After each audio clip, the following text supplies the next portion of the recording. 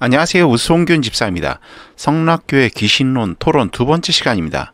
성락교회 측 사람들은 귀신이 불신자의 사후 영임이 아님을 증명하면 현금 1억을 주신다고까지 하면서 자신들의 귀신론이 맞다고 주장하고 있습니다.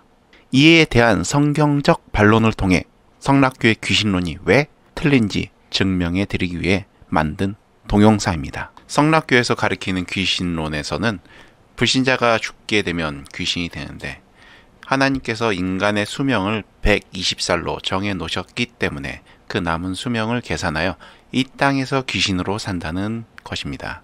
가령 80살에 죽게 된다면 120살까지 40년 동안을 이 땅에서 귀신으로 산다는 것입니다. 사람이 죽을 때 천수를 누렸다고 할지라도 각종 질병에 시달릴 수밖에 없으며 귀신이 죽을 때 그 질병, 증상, 혹은 평소의 버릇을 사람의 몸속에 들어가면 그대로 재현한다고 주장합니다. 만약 위암으로 죽은 귀신이 사람의 몸에 들어오게 되면 위암이 발병하고 사고로 죽은 사람이 들어오면 사고로 죽게 된다. 그리고 발을 떠는 버릇이 있었다면 사람의 몸에 들어와서 발을 떨게 하는 버릇을 그대로 재현한다고 주장합니다. 이 주장이 참 웃긴 게 예전에는 천연두를 마마라고 불렀잖아요. 천연두에 걸리면 치사율이 엄청 났었는데 그 귀신들이 사람의 몸에 들어오면 천연두를 일으켜야 정상 아닙니까? 더군다나 인간의 수명이 120년이면 지금부터 110년 전 10살 이하의 나이로 천연두에 걸려 죽게 된 불신자의 사후영은 지금도 천연두를 일으켜야 성락교의 귀신론이 맞는 거 아닌가요?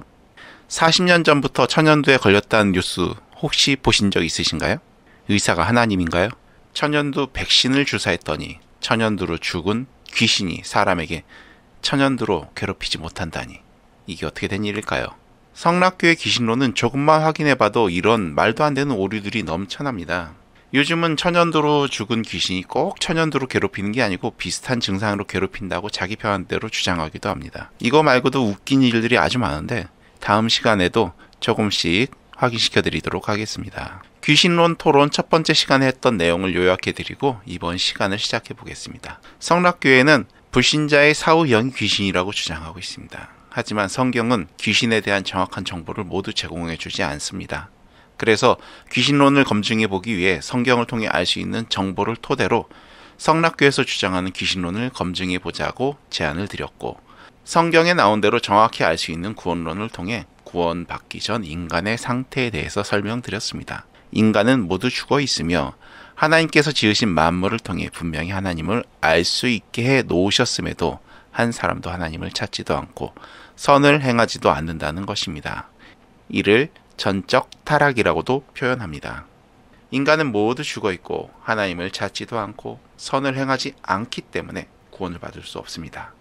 그렇기 때문에 하나님께서는 구원을 베푸시기 위해 죽어있던 인간을 찾아오실 수밖에 없었으며 죽어있던 나를 살리셔서 받는 것이 구원이기에 아무런 공로 없이 오직 은혜로 받는 것이 구원이라고 설명드렸습니다. 이제부터 본론으로 들어가 보겠습니다. 하나님은 구원의 방법을 제시하셨습니다. 예수께서 이르시되 어찌하여 선한 일을 내게 묻느냐? 선한 이는 오직 한 분이시라. 내가 생명에 들어가려면 계명을 지키라. 나의 규례와 법도를 지키라. 사람이 이를 행하면 그로 인하여 살리라. 내 마음을 다하며 목숨을 다하며 힘을 다하며 뜻을 다하여 주 너의 하나님을 사랑하고 또한 내 이웃을 내 몸과 같이 사랑하라 하였나이다. 예수께서 이르시되 내 대답이 옳도다. 이를 행하라. 그러면 살리라. 우리에게 주어진 율법을 지키면 우리는 구원을 받습니다.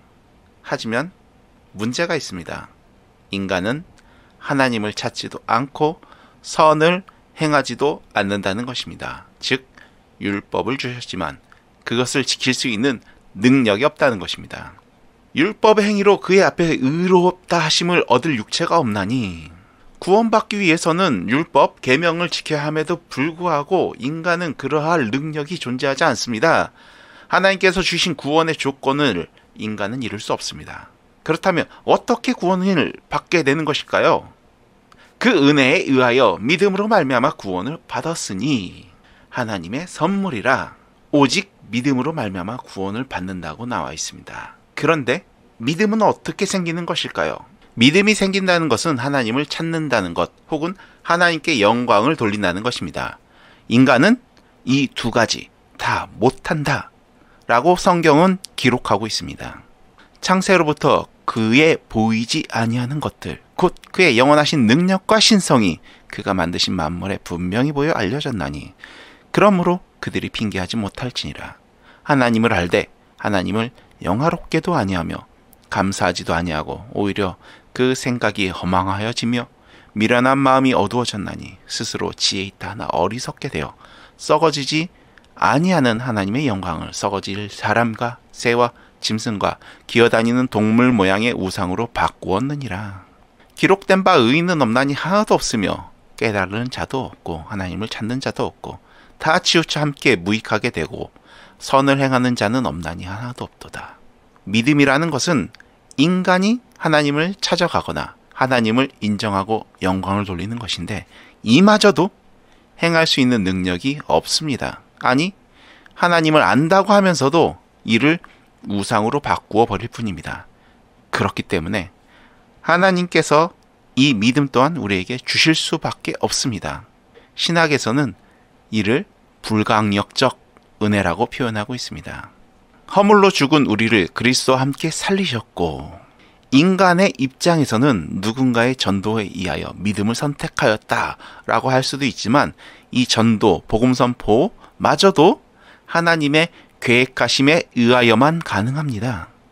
보내심을 받지 아니하였으면 어찌 전파하리요? 누군가에게 복음을 전파한다는 것은 하나님의 보내심을 받았기에 가능합니다. 그런데 이 복음을 들은 인간은 이를 선택 혹은 포기하는 것이 자신의 의지에 의하여 가능하다라고 말하지 않습니다. 영생을 주시기로 작정된 자는 다 믿더라. 이 복음을 들은 사람 중 믿는 사람이 있다면 그는 영생을 주시기로 작정된 사람이라고 표현하고 있으며 이들은 창세전에 예정하셨다는 것을 알 수 있습니다. 곧 창세전에 그리스도 안에서 우리를 택하사 우리로 사랑 안에서 그 앞에 거룩하고 흠이 없게 하시려고 그 기쁘신 뜻대로 우리를 예정하사 예수 그리스도로 말미암아 자기의 아들들이 되게 하셨으니 인간은 완벽하게 타락하였으며 자신의 능력으로 하나님의 구원에 이를 수 없습니다. 이를 전적 타락이라고 하며 믿음을 가질 수 있는 능력마저도 상실하였다고 합니다. 그렇기 때문에 하나님께서 무조건적인 사랑에 의한 은혜의 선물로 믿음을 주셔야만 구원을 받을 수 있습니다. 귀신론을 통해 알 수 있는 것들을 이에 접목해 보려고 합니다. 귀신을 내쫓는 권능을 행하게 된다면 많은 사람들이 그 권능을 보기 위해 모여들 것입니다. 그렇다면 그 권능을 목격한 인간은 어떻게 해야 될까요? 회개하고 하나님을 찾아야 정상 아니겠습니까? 이와 비슷한 사건이 성경에 기록되어 있습니다. 이에 거두니 보리떡 5개로 먹고 남은 조각이 12바구니에 찼더라. 그 사람들이 예수께서 행하신 이 표적을 보고 말하되 이는 참으로 세상에 오실 그 선지자라 하더라. 예수님께서 권능을 행하시고 물고기 2마리와 떡 5개로 5,000명을 먹이시자 선지자라고 하면서 인정하고 심지어 왕으로까지 모시려 했습니다. 그러나 그 결과가 어떠하였을까요? 제자 중 여럿이 듣고 말하되 이 말씀은 어렵도다. 누가 들을 수 있느냐 한데 그때부터 그의 제자 중에서 많은 사람이 떠나가고 다시 그와 함께 다니지 아니하더라.